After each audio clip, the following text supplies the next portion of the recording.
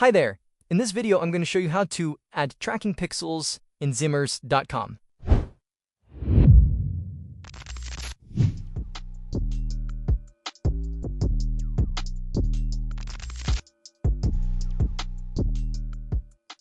So it's really easy to add tracking pixels in Zemers.com. All you need to do is go to the settings, and here you go to the analytics and tracking. Once you're here, make sure you choose Google Analytics 4, the measurement ID. Here you add your Metapixel ID, your Twitter or X pixel ID, or TikTok pixel ID.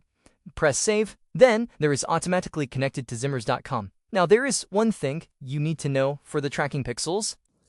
They will work only if the visitor press accept all cookies, or if they customize and select the marketing cookies. Example, this one, and they have to accept or confirm selection. If they will not do that, the tracking will not work. But this is only for people who are based in Europe, because Zemers complies with the European GDPR. So this is something that you need to take into consideration. That's it.